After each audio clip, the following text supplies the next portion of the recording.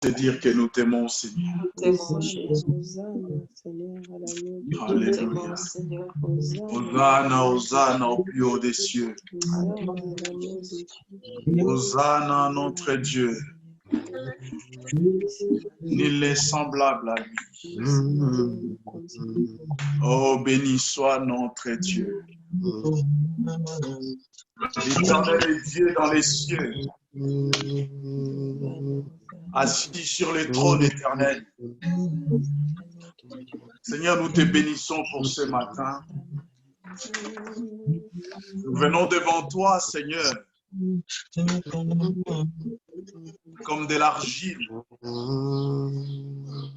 Nous soumettre, Seigneur, dans ta volonté, afin que tu crées en nous, Seigneur, un cœur nouveau. Bénis ces moments où nous voulons encore t'écouter, Seigneur. Bénis ta parole dans nos cœurs. Glorifie ta parole. Les choses difficiles que nous ne pouvions comprendre, nous les soumettons sous la direction du Saint-Esprit, l'enseignant par excellence, lui qui nous enseigne dans toute la vérité. Nous prions qu'il nous fasse comprendre les choses difficiles. Saint-Esprit, merci pour ta présence. Nous voulons parler avec toi. Voilà pourquoi nous nous recommandons entre tes mains. Nous nous abandonnons à toi. Conduis ces cultes, conduis ce moment de partage et dispose nos cœurs à recevoir ta parole comme venant de toi. Dispose nos cœurs, Seigneur, à être sensibles, Seigneur, à l'écho de ta voix. Je bénis ta parole dans nos cœurs et je nous souhaite à tous bonne réception et que le Seigneur nous bénisse. Au nom de Jésus. Amen.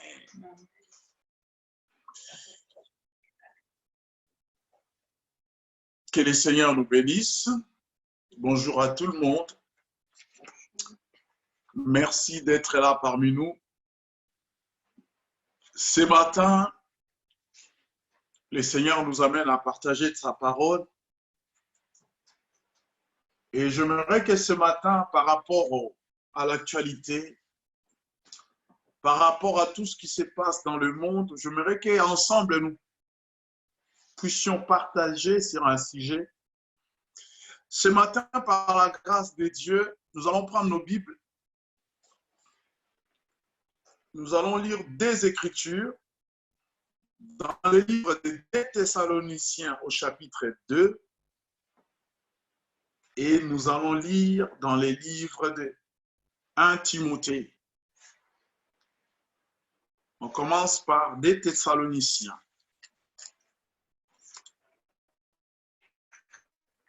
Des Thessaloniciens, chapitre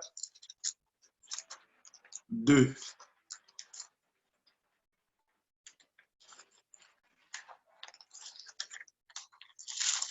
Je pense que chacun de nous a sa Bible.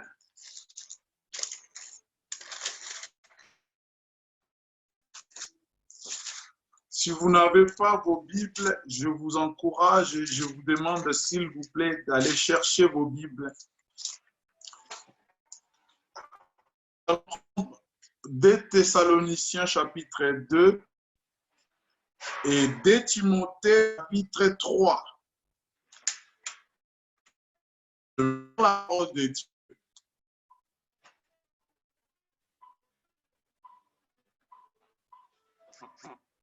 Nous vous le demandons, frères, en ce qui concerne l'avènement du Seigneur, Jésus-Christ et notre rassemblement auprès de lui, ne vous laissez pas promptement ébranler dans votre bon sens, ni alarmer par quelques inspirations, par quelques paroles ou par quelques lettres qui nous seraient attribuées, comme si les jours du Seigneur étaient déjà là. Que personne ne vous séduise d'aucune manière, car il faut qu'auparavant l'apostasie soit arrivée et que se révèle l'homme impie et fils de la perdition. L'adversaire qui s'élèvera au-dessus de tout ce qu'on appelle Dieu et qu'on adore, et qui va jusqu'à s'asseoir dans le temple de Dieu et se faire passer lui-même pour Dieu. Ne vous souvenez-vous pas que je vous ai dit cela lorsque j'étais encore auprès de vous? Et maintenant, vous savez bien ce qui les retient pour qu'ils ne soient révélés qu'en son temps. Car déjà le mystère de l'iniquité est à l'œuvre. Il faut seulement que celui qui les retient encore ait disparu. Alors se révélera l'impie que le Seigneur Jésus détruira par le souffle de sa bouche et qu'il écrasera par l'éclat de son avènement. L'avènement de l'impie se manifestera, se produira par la puissance de Satan, avec toutes sortes de miracles et de signes et de prodiges.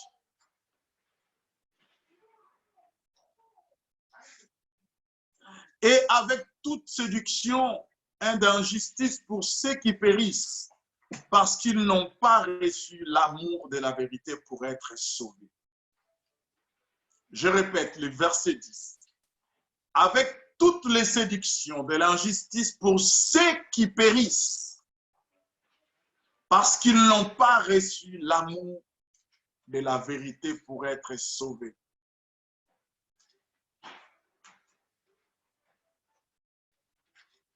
De Timothée chapitre 3.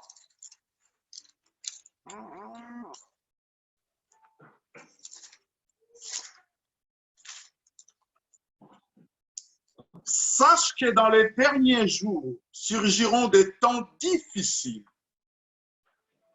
car les hommes seront égoïstes, amis de l'argent, fanfarons, orgueilleux, blasphémateurs, rebelles à leurs parents, ingrats, sacrilèges, insensibles, implacables, calomniateurs, sans frein, cruels, ennemis des gens de bien, traîtres, impulsifs, enflés d'orgueil, aimant leur plaisir plus que Dieu.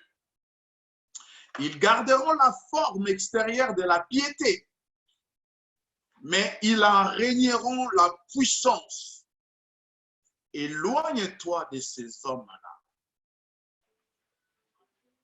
Il en est parmi eux ceux qui s'introduisent dans des maisons. Je vous épargne cela. Alléluia. Nous rendons grâce à Dieu pour sa parole. Et ce matin, nous nous appuyons sur sa grâce pour pouvoir expliquer ces choses. Bien-aimés dans les Seigneurs, si je peux donner un thème, je n'ai pas trop souvent l'habitude de donner des thèmes. Je pense que les thèmes sont donnés dans le message. Je peux donner un thème dans ces messages. Est-ce que les signes des temps de la fin sont-ils la fin? Est-ce que les signes des temps de la fin sont-ils la fin?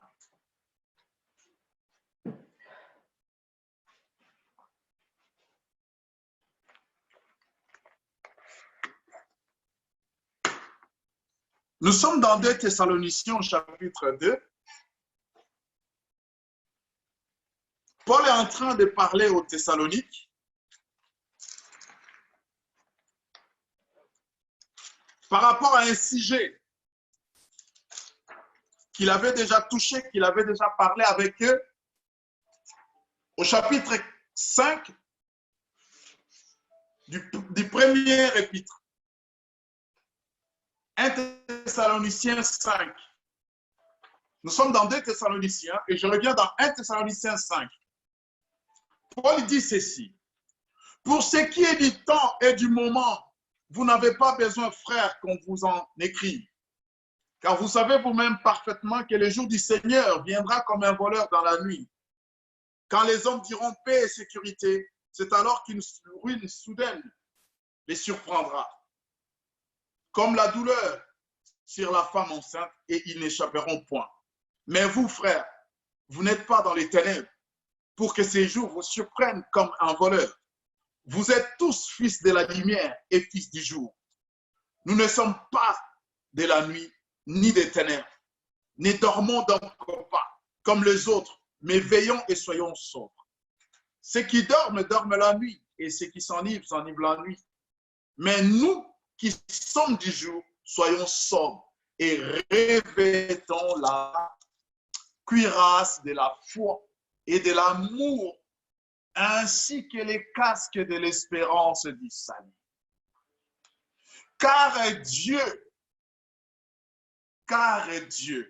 ne nous destine pas à la colère, mais à la possession du salut par notre Seigneur Jésus-Christ. Dites Amen.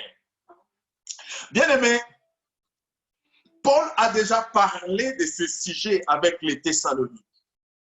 Mais quelques temps après, il y a un mouvement de faux prophètes, de faux docteurs, qui vont dire aux Thessaloniques, ils vont dire aux Thessaloniciens, pardon, que le jour du Seigneur est déjà arrivé, faisant allusion à sa première venue. Ils disent, ce jour est déjà arrivé. Ce n'est plus la peine d'attendre le jour du Seigneur. Il n'y aura plus la résurrection des morts. Nous tous, nous allons mourir pour aller rejoindre le Seigneur. C'est comme cela qu'ils exposaient leur thèse. Et lorsque Paul entend ces choses, Paul dit aux Thessaloniciens, non, frères, ces choses ne sont pas vraies. Car les jours du Seigneur vont être précédés par 3 grands événements. Par des événements. Le premier, c'est l'apostasie. Et le second, c'est l'apparition de l'impie. L'homme du péché. Celui que Jean appelle dans 1 Jean, premier chapitre, l'antichrist. Et que Apocalypse 13 dénomme comme la bête. Et ces 2 événements précéderont la venue, le retour. Ce que nous appelons parousie.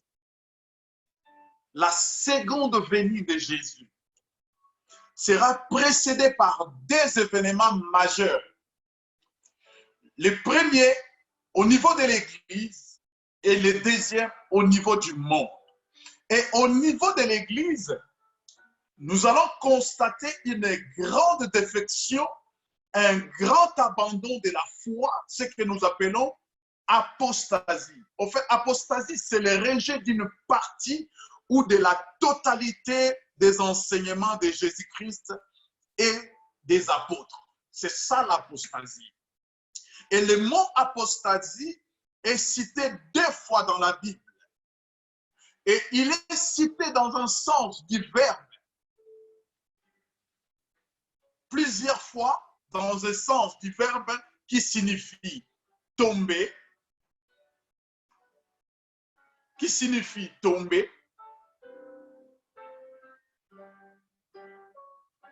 chuter, se détourner, faire défection,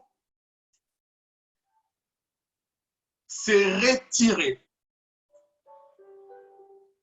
C'est un verbe qui est traduit du grec, aphistémie. À chaque fois que vous voyez dans les évangiles, ils se détournèrent, C'est-à-dire, ils ont commis un acte d'apostasie. Ils abandonnèrent la doctrine, la parole de Jésus et des apôtres. Ils chutèrent, ils faisaient demi-tour, ils se retiraient. Cela a le sens de l'apostasie. Et dans ce que nous sommes en train de voir, bien-aimés, ce matin, je vais parler de l'apostasie doctrinale et de l'apostasie morale. L'apostasie doctrinale, c'est ce que nous lisons dans 1 Timothée 4 à partir du premier verset.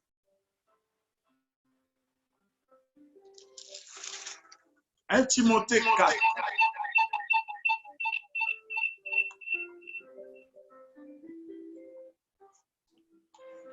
Un Timothée 4. Écoutez ce que la Bible déclare. Mais l'Esprit dit expressement que dans les derniers temps, quelques-uns abandonneront la foi pour s'attacher à des esprits séducteurs et à des doctrines de démons. Bien-aimé, je l'ai dit tout à l'heure, il y a des choses qui précéderont l'avènement de Jésus. Parousie, l'apostasie et l'apparition de l'impie. L'apostasie, c'est au niveau de l'Église. Lorsqu'on parle de l'apostasie, on ne parle pas du monde, on ne parle pas des païens. On parle d'un comportement interne et un comportement particulier qui est lié à l'Église. Quand je parle de l'Église, c'est-à-dire à celles et ceux qui ont choisi Jésus comme Seigneur et Sauveur. Et ces actes doivent précéder la parousie, la seconde venue de Jésus. C'est-à-dire, nous verrons à l'Église de Dieu, sur le plan doctrinal, les gens abandonnaient la saine doctrine pour s'attacher à des doctrines de démons. Et ici, dans 1 Timothée 4, c'est prophétiquement que Paul dit à Timothée. Ici, je vous ai déjà dit, la Bible a trois connotations. Et lorsque Paul dit, et l'Esprit dit expressement, c'est prophétique. C'est poussé par le Saint-Esprit que les hommes ont parlé de la part de Dieu. Et Paul dit à Timothée que dans les derniers temps, quelques-uns abandonneront la foi pour s'attacher à des esprits séducteurs et à des doctrines de démons. Ce n'est pas n'importe qui. Ce n'est pas les païens, ce n'est pas les gentils. C'est des gens de l'Église. Les gens qui ont goûté à la foi chrétienne. Les gens qui ont touché aux choses de Dieu. Et ces gens-là abandonneront la foi pour s'attacher à des fables, à des doctrines de démons. Et ces choses devraient précéder l'avènement de Jésus. Et lorsque nous lisons encore dans 2 Timothée 4, 3, excusez-moi, 2 Timothée chapitre 4, verset 3, la Bible dit ceci. Car il viendra un temps où les hommes ne supporteront plus la saine doctrine. Ils viendront, non pas les mondes. Lorsque la Bible parle de ces gens, il ne parle pas du monde. Il parle de l'Église, de toi et moi. Il arrivera un moment où nous abandonnerons, nous ne supporterons plus la saine doctrine. Ça va paraître difficile, dur, sévère. Et il faut mettre un peu, essayer un peu de laisser la laisse, de mettre un peu un évangile light. C'est quand même un évangile accessible. Mais au gré de leur propre désir, avec la démangeaison d'écouter. Ils se donneront maître sur maître. Ils se détourneront les oreilles de la vérité et se tourneront vers les femmes. Mais toi qui m'écoutes, moi qui parle, soyons sobres en tout. Supporte les souffrances. Fais l'œuvre d'un évangéliste remplis bien ton service. Hier, nous avons parlé de l'évangélisation et de l'évangéliste. Et ce matin, le Seigneur nous interpelle par rapport à cela. Oui, bien-aimés, parce que lorsque nous avons vu tout ce qui est arrivé, ces fléaux, cette pandémie, on était tous en débandade. On a une prophétie par-ci, message par ici, interpellation par ici. Bien-aimés, au point de considérer comme si on donnait maintenant l'évangile au rabais.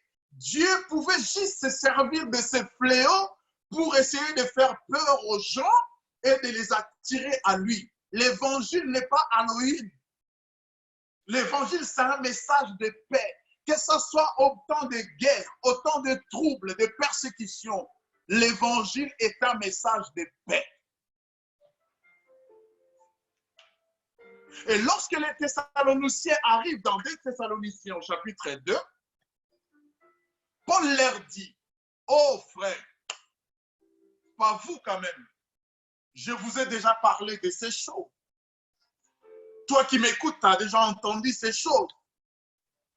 Peut-être avant que j'évolue, tu te prêches déjà, tu es déjà à la conclusion. Tu connais déjà ces choses. Mais pourquoi as-tu peur? Pourquoi tu considères que ce fléau, c'est la fin du monde? Pourquoi tu considères ce moment comme si les choses étaient pliées?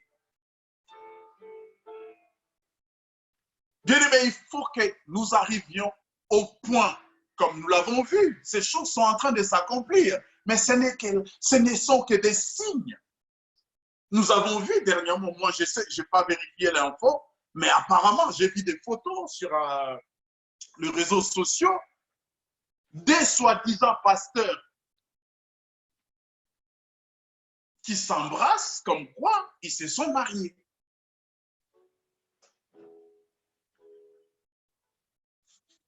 Des enseignements doctrinaux qui sont tordus. Il y a des uns qui nous disent que Jésus ne reviendra plus, il faudrait que tous nous mourions comme au temps des Thessaloniques.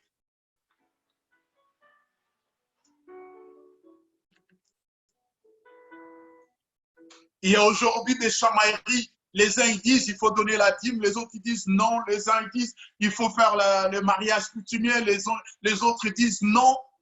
Toutes ces choses, bien-aimés, la Bible dit qu'il faudrait que ces choses arrivent. Il faudrait que ces choses arrivent. Et ces choses se passeront à l'Église.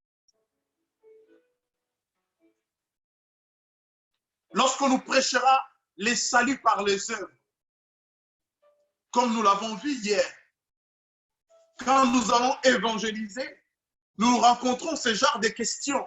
Une telle personne, il fait des aumônes, il donne, il est fidèle à sa femme,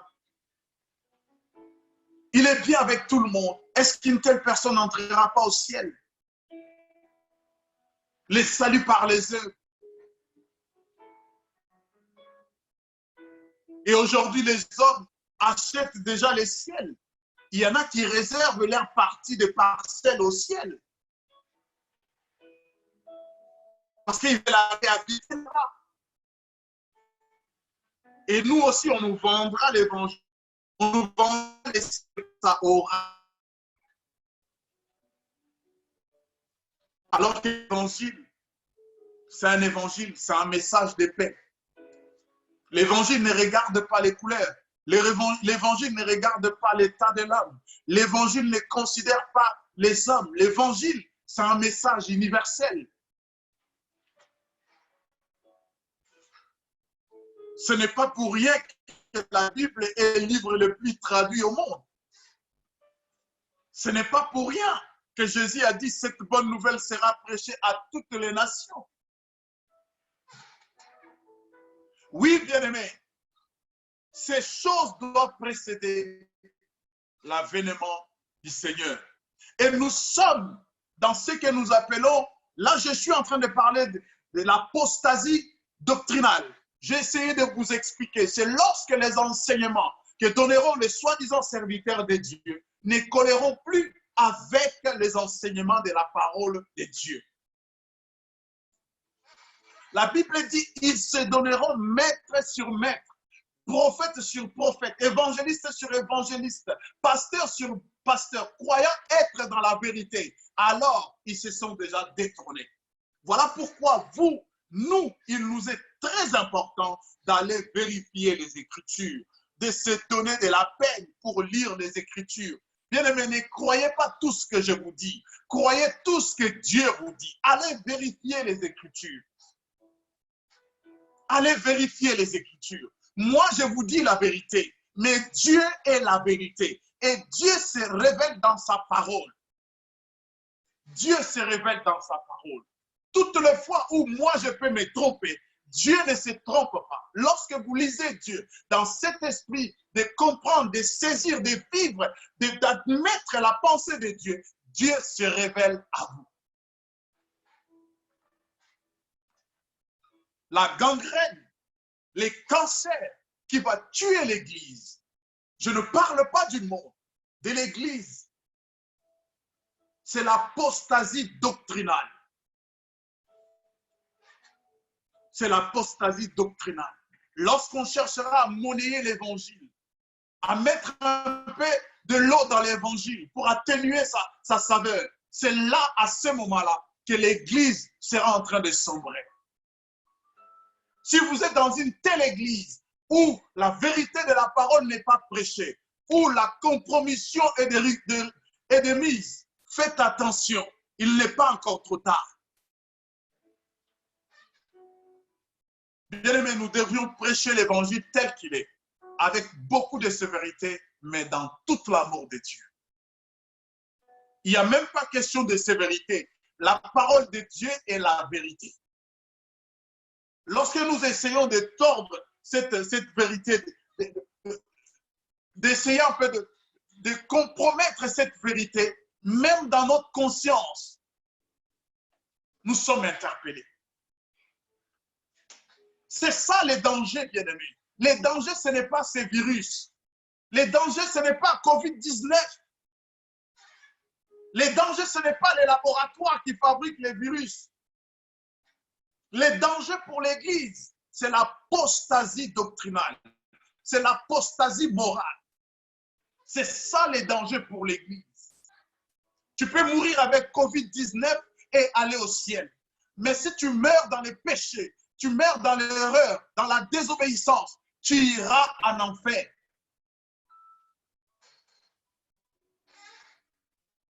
Je ne suis pas en train d'envoyer les gens en enfer. Pendant que nous avons encore le temps, répentons-nous. Faisons la paix avec Dieu. Dieu ne veut personne en enfer. Les souhaits de Dieu est que tous soient sauvés. C'est ce que Dieu nous souhaite. Bien-aimés, soyons posés. Il faudrait que ces jours-là soient précédés par l'apostasie.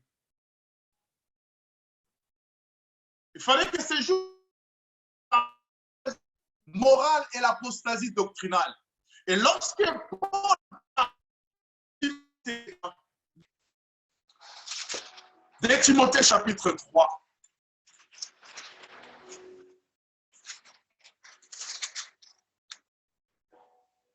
Paul est en train, excusez-moi, Paul est en train de parler en ce qui concerne l'homme, les comportements, les caractères, les habitudes, la vie de l'homme, l'apostasie morale. Il dit, Les jours des temps de la fin seront précédés par ces hommes, par ce que je vais énumérer. Surgiront des temps difficiles. Et comme il y aura des temps difficiles, les hommes seront égoïstes.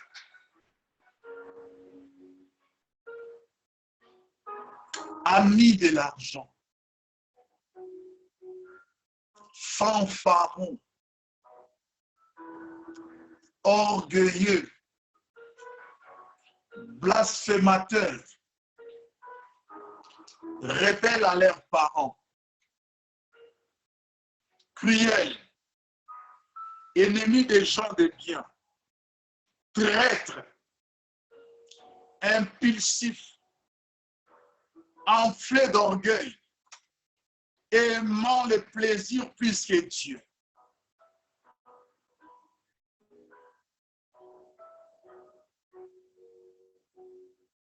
Lorsque vous verrez ces choses à l'église, sachez qu'il reste seulement l'apparition de l'impie.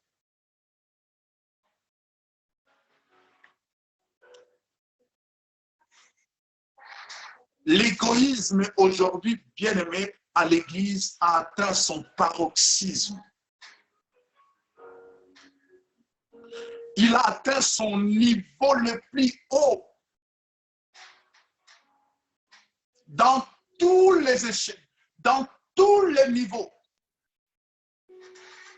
Commençant par les responsables, jusqu'au brebis qui vient de naître aujourd'hui. Nous bâtissons nos églises dans l'égoïsme total et dans l'indifférence totale. Vous voulez que je vous donne des exemples?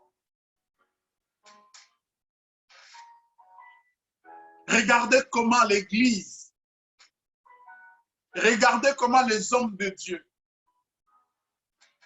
ils s'entredéchirent. Ils veulent tout avoir pour eux seuls, pour eux seuls. Tous, venez à moi, moi Paul, venez à moi, il n'y a que moi, je suis dans la vérité, c'est moi l'apôtre des païens. Venez à moi, moi Paul.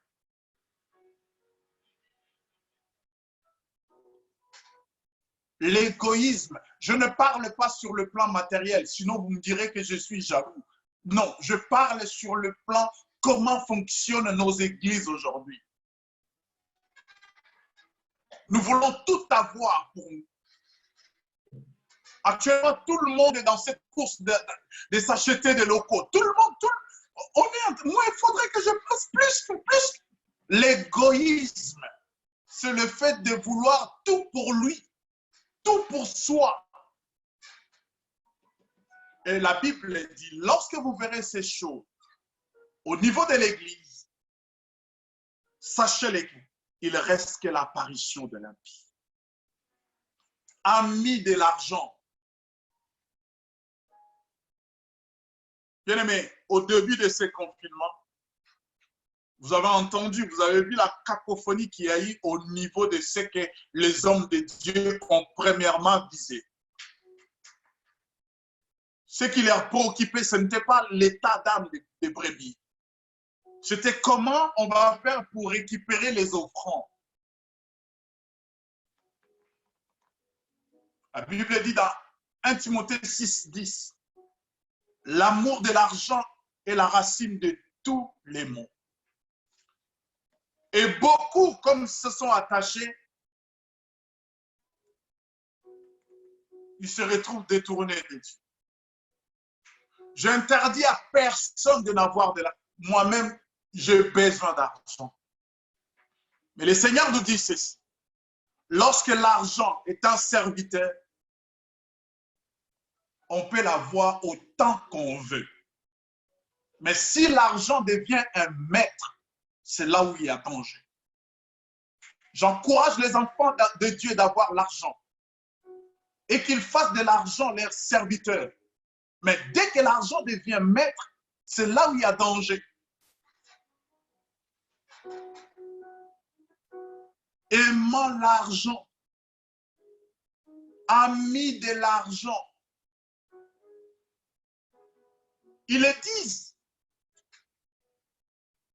Moi, si tu veux qu'on se sépare, essaye seulement de prendre mon argent. Aujourd'hui, les pasteurs, ils viennent, les hommes de Dieu, ils viennent, ils balancent quelques versets, quelques prophéties. Allez, je veux qui ont 100 000, qui ont 200 000. Ils vont spolier même en Afrique, au fin fond des villages. Parce qu'ils aiment l'argent. La Bible dit qu'on fasse participer. Ce n'est pas forcé, ce n'est pas poussé, ce n'est pas par contrainte. Moi-même, si je sens que je peux faire participer celui qui m'enseigne, je l'ai fait. Mais je ne le fais pas par injonction, je ne le fais pas parce qu'on m'a forcé, non, parce qu'on m'a demandé. Je peux faire aussi, mais sans avoir cet état d'esprit de donner. Je saute parce qu'il y a trop de points à toucher. Aujourd'hui, les gens, ils parlent comme ils veulent. Ils parlent de la part de Dieu. Ils prêchent de la part de Dieu. Mais à la fin, lorsque vous vérifiez comme ça, il n'y a rien. Fanfaronner. Parler beaucoup pour ne rien dire. Crier pour ne rien dire. Orgueilleux. Je ne parle pas du monde. Dites-moi, si vous est jamais arrivé de rencontrer un frère, une sœur, un enfant de Dieu orgueilleux à l'église de Dieu, voire même c'est un responsable, même c'est un pasteur, ça fait la honte, bien-aimé. Lorsque tu entends dans la bouche des païens qui te disent, vous les pasteurs, vous êtes trop orgueilleux. Ah, vous qui priez, vous êtes trop orgueilleux. Bien-aimés, ayons l'humilité. La Bible dit, Dieu résiste aux orgueilleux, il fait grâce aux humbles. L'orgueil. On ne parle pas des païens ici. Paul ne parle pas des païens. Beaucoup abandonneront la foi. Les païens n'ont pas la foi dans la parole. Pourquoi sommes-nous orgueilleux? Est-ce que parce que j'ai une belle voiture, j'ai une belle maison, j'ai une belle chemise? Parce que je suis pasteur, je suis évangéliste, prophète, docteur, apôtre? Pourquoi sommes-nous orgueilleux? Je pense que le seul qui pouvait être orgueilleux, c'est Dieu, parce que le monde lui appartient. Pourquoi sommes-nous orgueilleux, bien-aimés? Orgueilleux sans pouvoir se rendre compte, on est dans l'orgueil. Mais de temps en temps, Dieu nous interpelle par la bouche des gens qui ne prient pas. Et c'est dangereux lorsque nous ne prenons pas ça en compte. Et après, nous prions, Dieu parle tantôt d'une manière, tantôt d'une autre. Examine-toi. Est-ce que tu n'es pas orgueilleux? Tu n'es pas orgueilleuse. Tu ne te vantes pas de ce que tu es. Tu ne te vantes pas de ce que tu as. Lorsque tu te regardes par le miroir, tu ne te dis pas « je suis beau, moi je suis belle ». Peuple de Dieu, les signes des temps de la fin, ce n'est pas coronavirus. Examine-toi. Est-ce que toi, tu ne manifestes pas les signes des temps de la fin? Blasphémateur.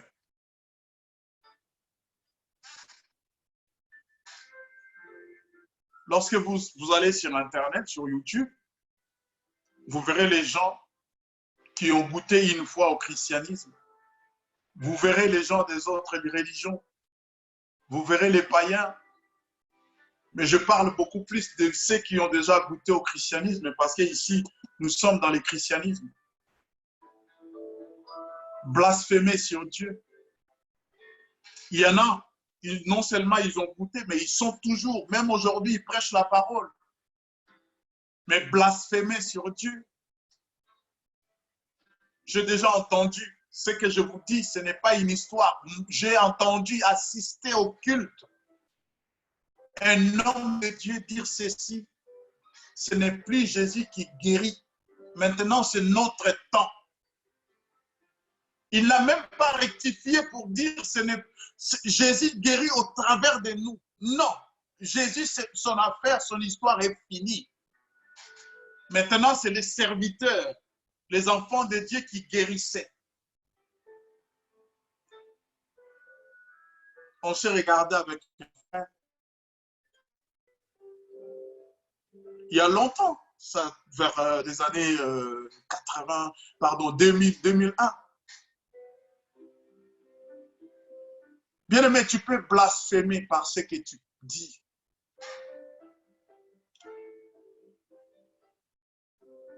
Tu peux blasphémer par ton comportement. Et il y a un blasphème où Jésus dit, ce blasphème est impardonnable. C'est lorsqu'on blasphème contre le Saint-Esprit. Bien-aimés, marchons comme les serpents. Soyons prudents comme les serpents. Jésus nous a dit, examinons-nous avant de voir les signes de la fin de loin. Posons-nous la question, est-ce que nos vies, ma vie, ne manifeste pas les signes de la fin? Parce que vous attendez le tremblement de terre. Vous attendez que le soleil s'obscurcisse pour dire les signes des temps de la fin. Est-ce que nos vies ne manifestent-elles pas les signes des temps de la fin? Rebelles à leurs parents. Rebelles à leurs parents. Là, tout le monde a vu les enfants. Tout le monde. J'ai senti dans mon esprit que tout le monde a vu les enfants. Mais je vous dis à nous, toi qui as des parents vivants, honores-tu tes parents? Je parle à moi. Toi qui as tes parents, même si tu as perdu l'un, mais toi qui as tes parents, est-ce que honores-tu tes parents? Tu les respectes-tu? Parce que lorsqu'on touche ici, on dit rebelle à leurs parents. On voit les enfants, mais toi aussi tu es un enfant. Quoique adulte avec la barbe blanche, mais tu es un enfant. Moi, mes parents sont encore vivants, je suis un enfant. Même s'ils étaient déjà morts, je reste un enfant, je suis l'enfant de mes parents. Pose-toi la question, lorsqu'ils étaient vivants, tu les respectais? Tu les honorais? Ces choses, ça se passe à l'église de Dieu. Je ne vais pas parler, dire des gens qui divisent les parts. Je nous pose la question, à nous qui sommes là, à nous, à vous qui m'écoutez, à moi-même, est-ce que nous honorons nos parents? Nos parents sont-ils respectés? Nos parents sont-ils pris à leur juste valeur?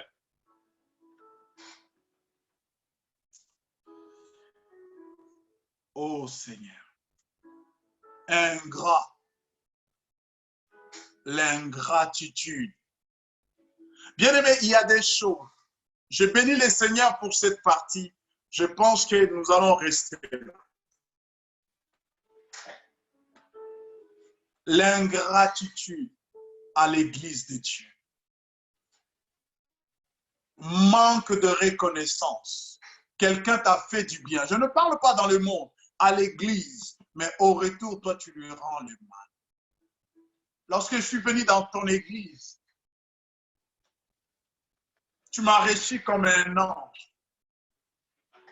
Mais avant que je parte, je te traite comme une ordure. L'ingratitude, vice-versa. Lorsque tu es venu me voir pour m'amener à l'église, j'étais un agneau. Mais les jours où je t'ai dit, je vais partir, tu me traites comme une ordure, comme un sorcier, comme un païen. Ingratitude. Rendre les mal pour un bien qu'on vous a fait. Examine-toi, bien-aimé.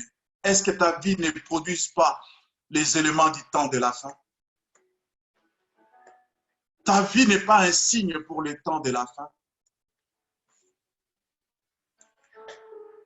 Si on ferme nos rideaux, on ferme nos fenêtres, on ne voit plus le coronavirus.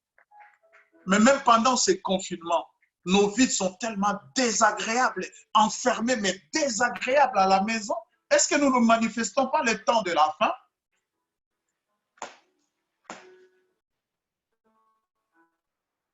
Je vais m'arrêter là pour l'enregistrement.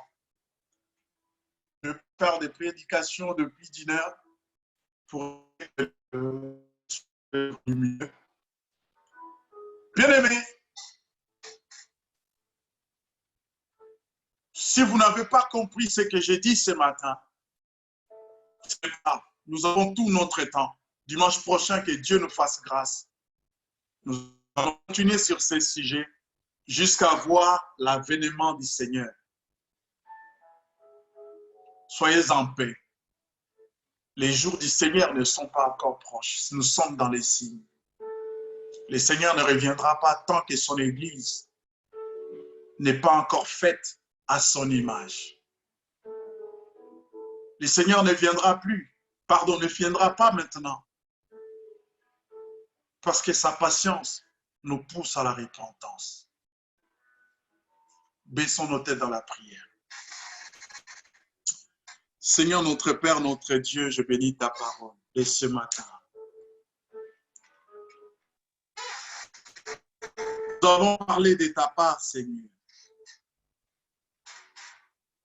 Maintenant, je t'apporte ce peuple.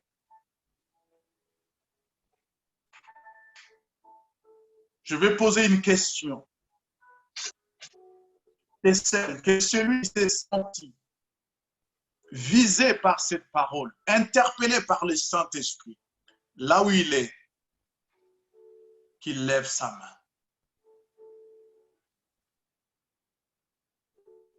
Je manifeste cette volonté à Dieu. Reconnaître que tu n'étais pas sur la bonne ligne, tu n'étais pas sur la bonne voie. Moi, le premier, je lève ma main. À nous tous qui avons les mains levées, je prie que le Seigneur, par son esprit, nous prenne en charge. Qu'il nous débarrasse de tout ce qui nous empêche de nous conformer à la parole et de vivre la vie de Dieu. Seigneur, épargne-nous de l'apostasie morale. Épargne-nous de l'apostasie doctrinale. Nous voulons demeurer dans ta parole. Je bénis ce peuple. Je bénis ta parole dans nos cœurs. Laisse que ta parole soit une lampe à nos pieds et une lumière sur notre sentier. Je bénis cette journée de dimanche. Je recommande ton peuple entre tes mains. Au nom de Jésus. Amen. Que Dieu vous bénisse.